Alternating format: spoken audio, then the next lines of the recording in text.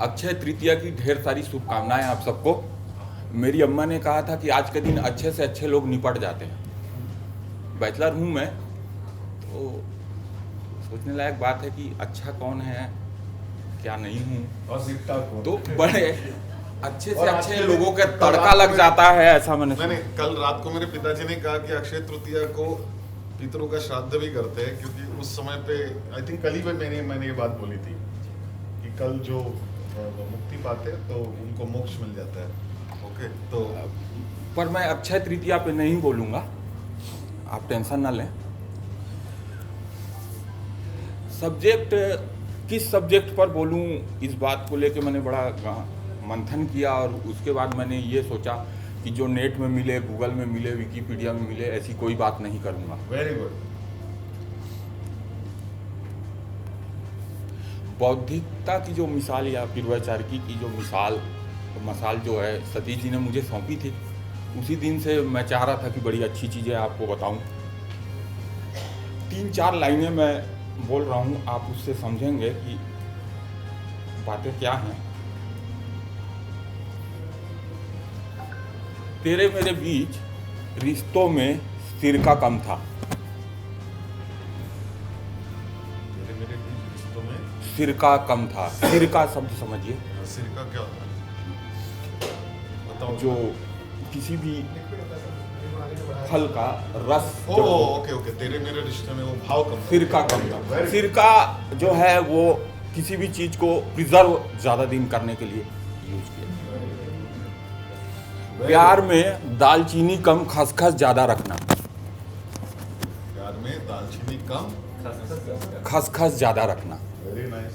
दालचीनी आप कभी चखे होंगे तो आपको अलग, और खसखस जो है वो गाढ़ेपन के लिए सब्जियों में यूज होता है। लेकिन कोका कोला में दालचीनी होती है, वो दालचीनी का ही फ्लेवर है कोका कोला।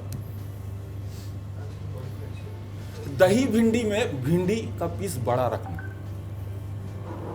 ये जो लाइनें आप सुन रहे हैं, ये पिछले कुछ दिनों में मेरे व्हाट्सएप का स्टेटस है।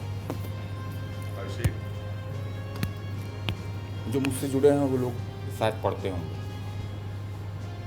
मैं आज जिस विषय पर बोलना चाह रहा हूँ वो है कि रोटी, कपड़ा और मकान, ये 3 चीज़ें प्राथमिक चीज़ें हैं।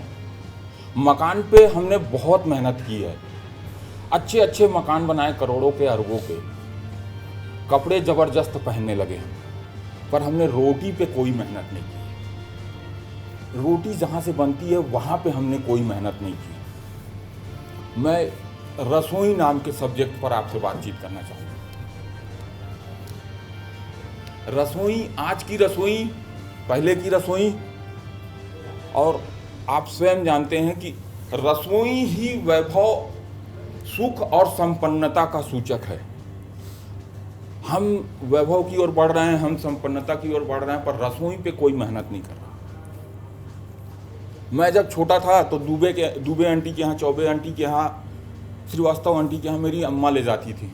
मुझे इस बात की खुशी होती थी कि चौबे आंटी के घर जाऊंगा तो चिप्स खाऊंगा, दुबे आंटी के घर जाऊंगा तो मुरकू खाऊंगा। आज किसी के घर जाओ, वो फ्रिज से काजू कतली निकाल देता है, रसगुल्ला निकाल देता है, ज़्यादा अच्छा हुआ तो हल्दीराम का पुड़िया फाड़ देता है। हम कहाँ हैं? हम किचन पे कोई मेहनत नहीं कर रहे हैं, हम रसोई की ओर से हटते जा रहे हैं। व्यस्तता का दौर इतना तगड़ा हो गया है कि मैं स्वयं जो है होटल से खाना मंगा के खा रहा हूँ। हम खाने को लेके किसी भी तरीके का वो नहीं कर रहे। यदि बाहर का खाएंगे, बाहर की सारी चीज़ों का यूज करेंगे, वैचारिकी और बौद्धिकता कैसे तेज होगी हमारी? आप देखिए, जितने बड़े लोग हैं, जितने विद्वान लोग हैं, वो अपनी ही रसोई का खाते हैं, बाहर का वो खाने से बचते हैं। क्यों? क्योंकि उन्हें वैभव चाहिए, क्योंकि उन्हें वैचारिकी में वैसी शुद्धता चाहिए। आज जब मैं अपने भतीजी से पूछता हूँ कि बेटा काली मिर्च जानती है, नहीं बता पाती। तो मंगरैला और दालचीनी की बात कौन करे? यूनानी पद्धति आई चिकित्सा की, रसोई से ही वो पूरी की पूरी पद्धति है। हम डॉक्टर के पीछे घूम रहे हैं, हम स्वास्थ्य को लेके इतना चिंतित हैं, हमारे पास समय नहीं है, पता नहीं कहाँ है। 9 घंटे 10 घंटे ड्यूटी करने के बाद 1-1.5 घंटे यदि हम रसोई को दें तो दिक्कत क्या है, पर हम वो 1-1.5-2 घंटे रोज डॉक्टर को देना चाहते हैं। रसोई में इतनी इतनी अच्छी चीज़ें रहती थी पहले कि किसी भी तरीके की कोई चीज़ों की ज़रूरत बाहर नहीं पड़ती थी, न किसी डॉक्टर की ज़रूरत पड़ती थी, न कुछ नहीं। आज भी अधिकांश लोग पेट दर्द करता है, कान दर्द करता है तो सबसे पहले माँ को ही फ़ोन लगाते हैं, और माँ जो भी इलाज बताती है वो किचन से ही रिलेटेड रहता है। उसके बाद भी हम ये देख रहे हैं कि रसोई में अब वो बात नहीं रही। किसी के घर के रसोई में चले जाइए आप तो हल्दी, नमक, जीरा, तेल, इसके अलावा कोई चीज़ नहीं दिखेगी आपको, क्योंकि हम समय नहीं देते हैं। सारी चीज़ें धीरे धीरे गायब होते जा रही है। मैं चाहता हूँ कि हम अपने फिर से पुराने दौर पे लौटें। हम यदि अच्छा स्वास्थ्य चाहते हैं, हम चाहते हैं अच्छा समाज का निर्माण हो, हम चाहते हैं कि हम में बौद्धिकता आए, हम चाहते हैं हम विद्वान हों, तो चीज़ें पढ़ने लिखने और इससे नहीं आएगी। बेसिक चीज़ है कि हम अपना खान पान सही कर लें, और खान पान जिस दिन सही हो जाएगा, जिस दिन अच्छा हो जाएगा, बाकी सब चीज़ें जो हैं वो धीरे धीरे ठीक हो जाएंगी। पर्यावरण को लेके हम इतना ध्यान दे रहे हैं, स्वच्छता को लेके इतना ध्यान दे रहे हैं, तो हम अपने आधी चीज़ जो रसोई है उस पर क्यों नहीं ध्यान देते? हम कहाँ इतना व्यस्त हो गए हैं? हमें इस बात को सोचना होगा कि हमारी व्यस्तता आखिर ऐसी क्या हो गई है कि हम बेसिक चीज़ जिससे आदमी कमा क्यों रहा है, खाने के लिए कमा रहा है, और खाने पे ही उसका ध्यान नहीं है। कुछ भी मिला खा लिया, कुछ भी मिला खा लिया, तो हम कैसे अच्छा काम करें?